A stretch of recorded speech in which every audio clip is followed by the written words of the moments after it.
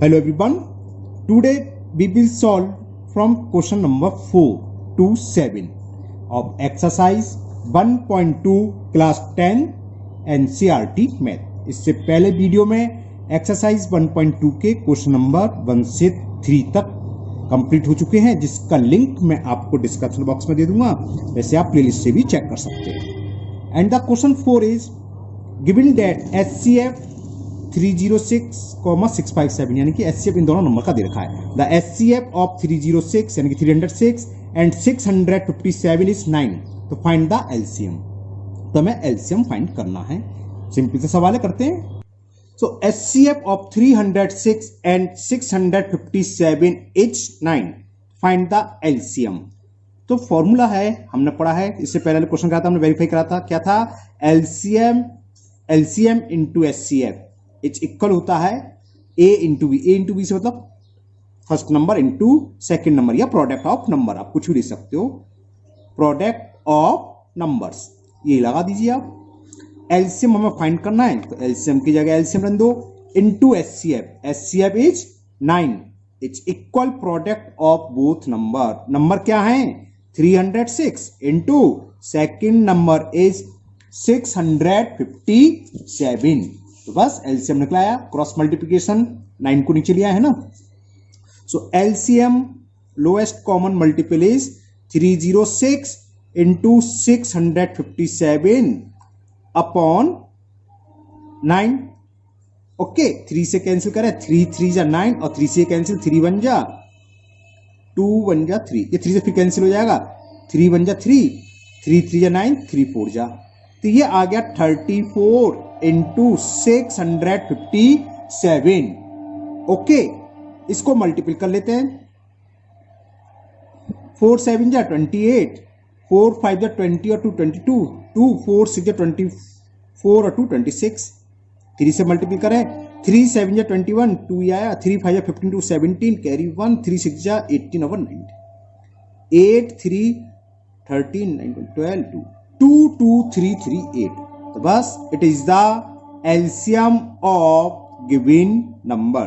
तो LCM of given number will be 22,338। It is the answer of question number 4। Now question number 5 and the question 5, check whether 6 raised to the power n can end with the digits 0 for any natural number n, या n कोई भी natural number है। मतलब क्या, 6 की power 2 या 6 की power 3 या 6 की पावर 4 हो, तो क्या इसको सॉल्व करने पर इसकी लास्ट डिजिट 0 होगी, ये हमें चेक करना है। चलो करते हैं। तो देखो, अगर एंड में 0 हो, फॉर एग्जाम्पल कोई 10 है या 20 है 30 है, तो पता है ये डिविजल 10 से तो हो गई होगा, साथ ही साथ किससे डिविजल होता है? 5 से, है ना। तो अगर ये नंबर लास्ट में इसके लास्ट यानी कि 1 प्लेस डिजिट 0 है, तो ये किससे मल्टीपल होना चाहिए? मल्टीपल कह रहा हूं, डिविजल होना चाहिए 5 से, है ना। तो चेक करते हैं 5 से डिविजल है कि नहीं। एक्चुअल में चलो बताएंगे। चलो 6 के हम प्राइम फैक्टर कर लिए। 6 के दो ही प्राइम फैक्टर हैं, 2 इंटू 3।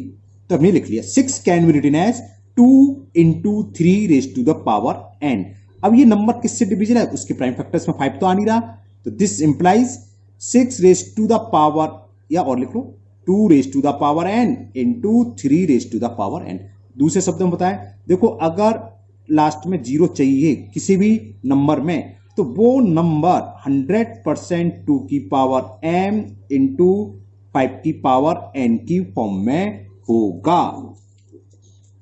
और कुछ भी हो सकता है साथ में, ये जरूर होंगे। कैसे चेक करता हूं, देखो 30 है, 30 को हम क्या लिख सकते हैं? 2 इंटू 3 इंटू 5, तो क्या है? 2 की पावर 1, 5 की पावर 1, 3 की mn। क्या नेचर नंबर सेम भी हो सकते हैं, है ना। जैसे आ गया 0, देखो 2 और 5 आया।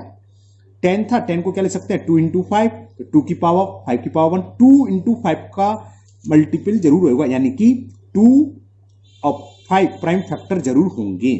तो हमने ये देखा, 6 को हमने लिख लिया 2 इंटू 3, 2 की पावर n, 3 की पावर n। तो ये किसका फैक्टर, इसके प्राइम फैक्टर क्या है?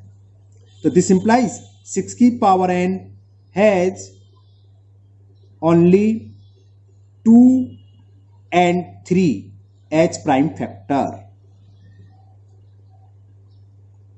अब 5 आ ही नहीं रहा है तो इसके एंड में 0 हो ही नहीं सकता, है ना। ओके, तो 0 कब होगा, जब 2 इंटू 5 जरूर आए। जैसे क्या है, सपोज एन एन सेम है, मान लो 2 की पावर 2 है, एन की वैल्यू 2 है, तो क्या आएगा, देखो लास्ट में 0 आ सकता है क्या, नहीं आएगा। 2 की पावर 2 इंटू, अगर एन की वैल्यू 2 है, 3 की पावर 2, 2 की पावर 2 4, 3 की पावर 2 9, क्या आ गया 36, लास्ट में क्या है 6। तो 0 एक ही कंडीशन में आ सकता है जब 2 इंटू 5 की फॉर्म जरूर हो, साथ में कुछ और भी हो, है ना।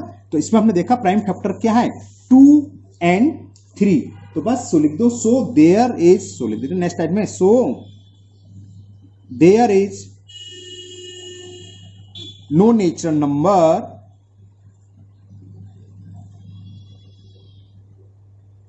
so there is no nature number and for which किस तरह 6 की पावर है ना, हाँ, for which 6 raised to the power, ये अक्सर एग्जाम में पूछ लेता, ध्यान रखना, 6 raised to the power and यानी कि 1 प्लस डिजिट की बात चल रही है, ends with the digits 0।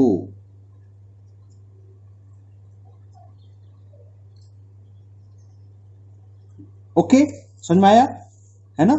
और एक छोटी सी तरीके से बता देता हूं मैं, सिंपल सी बात, या तो ऐसे लिख लो ये लैंग्वेज, या दूसरी लैंग्वेज लिख लो कि 6 raise to the power n। Question क्या था, दोबारा पढ़ता हूं आपके लिए, check whether 6 raise to the power n can end with the digit 0। तो लिख दोगे 6 raise to the power n never end with the digit 0 because it is in the form of 6 को हमने क्या लगता है 2 into 3 raise to the power n, और उसके लिए क्या चाहिए, 0 के लिए 2 इंटू 5 मस्ट होना चाहिए, है ना। समझ में आ गया, ये हो गया। और ये लिख सकते हो कि एनी नंबर, बल्कि नंबर के बजाय हम इसको लिखते क्या बोलते हैं इसे, एक्सपोनेंट, वो चलता है ना, एनी एक्सपोनेंट, नंबर काट के एक्सपोनेंट लिखते हैं, तो any exponent and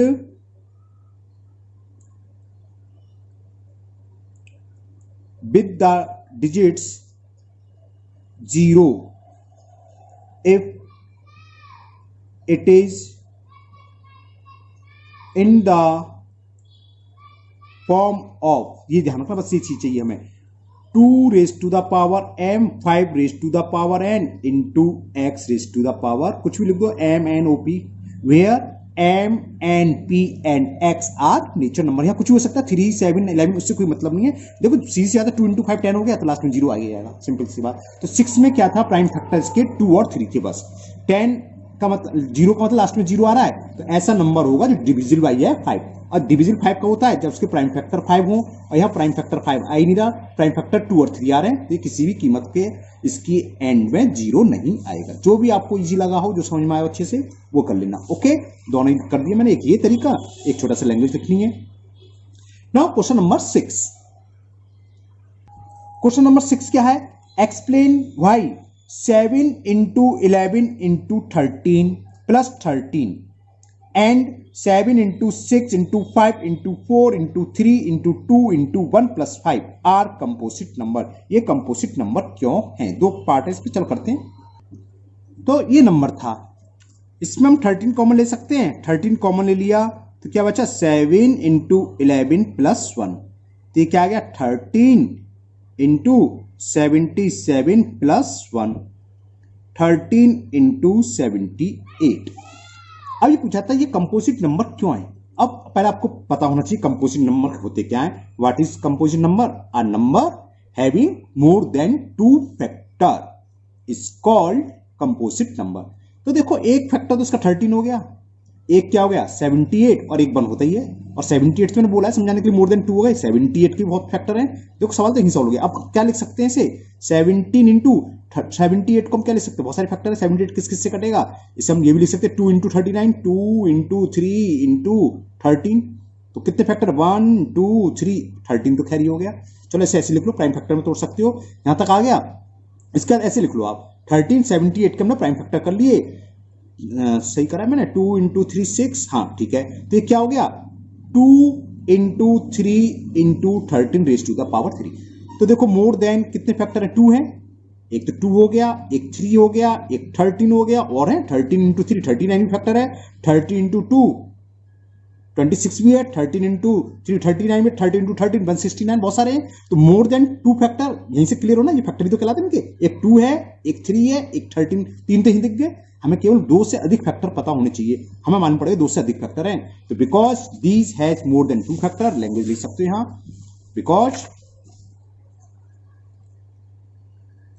because given number लिख लो,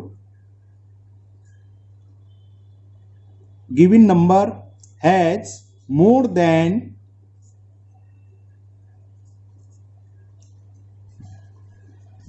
2 factor, so number is a composite number. Number क्या था, नंबर लिख दो आप, क्या था 7 इंटू 11 इंटू 13 प्लस 13। इसको सॉल्व करने पर हमने देखा इसके 2 से अधिक फैक्टर आ रहे हैं। So is a composite number क्या होते हैं, जिसके 2 से अधिक फैक्टर हूं। A number which has more than 2 factor is non composite number. हो गया ये।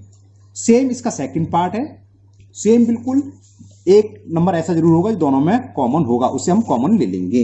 इसमें क्या था, लिखता हूं मैं, थोड़ा बड़ा सा है, 7 इंटू 6 इंटू 5 4 3 2 1 सब है, 5 into 4 into 3 into 2 into 1 plus 5। तो देखो 5 कॉमन आ रहा है, तो इसमें क्या करेंगे हम 5 कॉमन ले लेंगे। क्या बचा ब्रैकेट में, 7 into 6 into 4 into 3 into 2 into 1 और प्लस 1। तो ये हो गया 5 इंटू करना तो पड़ेगा, 7 6 जा 42 और 4 3 जा 12 इंटू 24। चलो फिलहाल तो ऐसे लिख रहा हूं, 42 इंटू 24 प्लस 1। चेक कर लीजिएगा, 7 6 जा 42, 4 3 जा 12। ओके, तो मल्टीपल करते हैं इसका, तो 42 इंटू 24, 42 इंटू 24, तो ये आएगा कितना आएगा, चलो कर लेते हैं, यहां कर लेते हैं, सो कर लेते हैं, 42 इंटू 24, 4 2 जा 8 और 4 4 जा 16 और ये हो गया 84। तो 4 2 जा 8, 4 4 जा 16, 2 2 जा 4, 2 4 जा 8, 8 6 4 10, कैरी 1 8 1 9 10, 1008। तो ये कितना होगा, 1008 प्लस 1, तो कितना हो गया 5 इंटू 1009। अब ये आपको समझ में आ रहा है इसके कितने फैक्टर हैं, एक तो 5 है, एक ही है और 1 होता ही है, तो मोर देन 2 फैक्टर होगा, इसके भी फैक्टर होंगे 1009 के, हो ना हो उससे कोई फर्क नहीं है ना, होते हैं तो अच्छी बात है, नहीं होते तब भी कोई दिक्कत नहीं। यहां दिख गए मोर देन, क्योंकि 1 तो सबका फैक्टर होता है, तो हमें 3 फैक्टर तो ही नजर आ गए, तो मोर देन 3 फैक्टर हैं, तो this number is a composite number. बहुत से लोग 3 फैक्टर बनाते हैं, उसकी कोई कंपलसरी नहीं है, कोई जरूरत नहीं है, ऐसे ही आप कर दोगे तो लिख दोगे, तो this implies given number has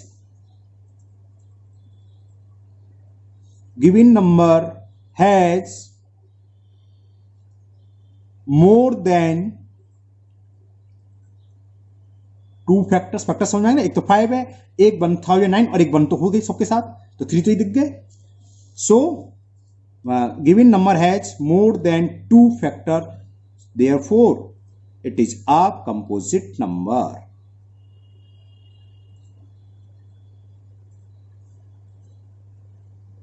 ये पहले अक्सर आता था, ये क्वेश्चन भी है ना, 6 की पावर n का ध्यान रखना, अच्छा सवाल है, ये अक्सर आता है।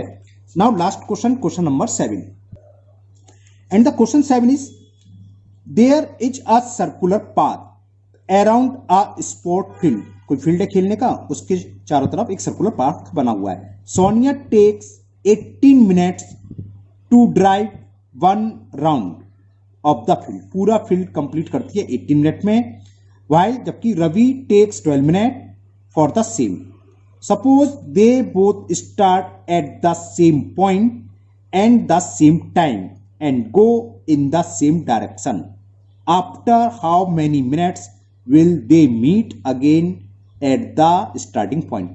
क्वेश्चन क्या है, देखो क्वेश्चन ये है, एक सर्कुलर एक ग्राउंड है, उस ग्राउंड के चारों तरफ सर्कुलर पाथ बना हुआ है ना, ये ग्राउंड है, मान लो कैसा सर्कुलर, ये पाथ बना हुआ है घूमने के लिए, टहलने के लिए।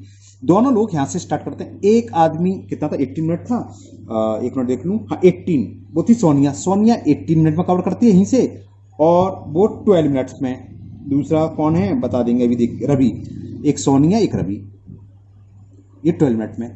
तो दोनों उस एक साथ चलें तो कितने मिनट बाद फिर मिलेंगे, कितने मिनट बाद मिलेंगे? देखो मैंने इंट्रोडक्शन की वीडियो बनाई थी, उसमें मैंने इसमें डिस्कस करा था कि कहाँ हम एलसीएम निकालते हैं, कहाँ एचसीएफ निकालते हैं।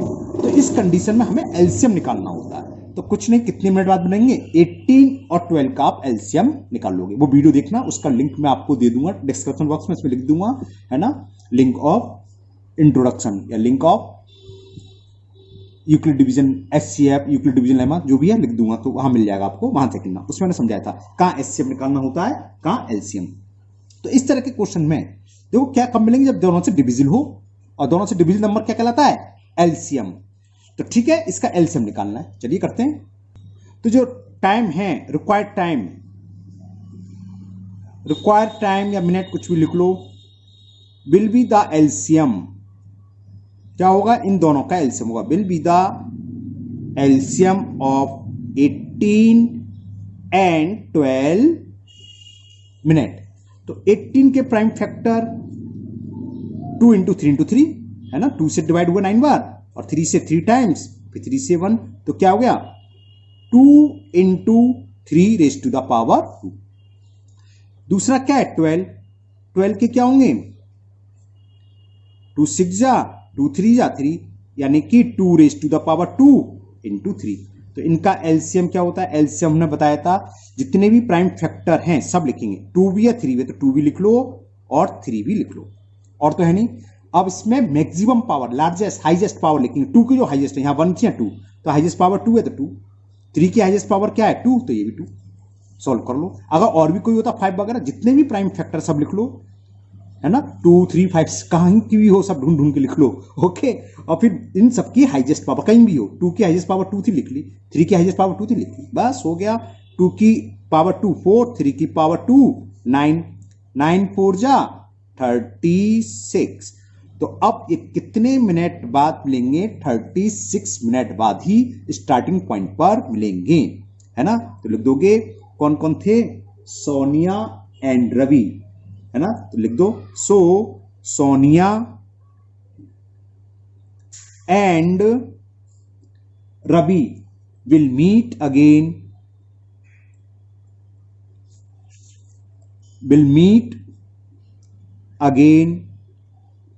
After 36 minute.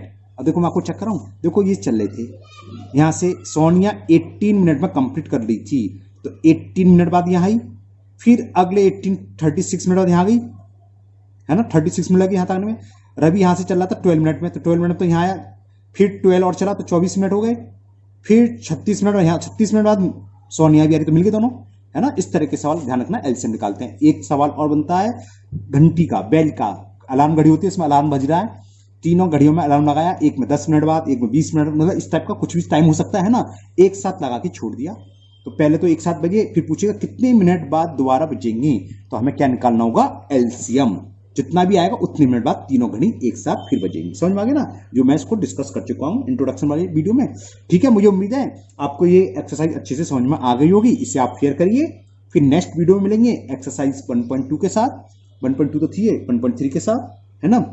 और अगर आप पहली बार वीडियो पर आए हो, चैनल पर आए हो, तो चैनल को सब्सक्राइब करना ना भूलिए, और दोस्तों को भी इसको शेयर करें, जिससे कि वो भी इसका फायदा उठा सके। Okay, thank you, have a nice day.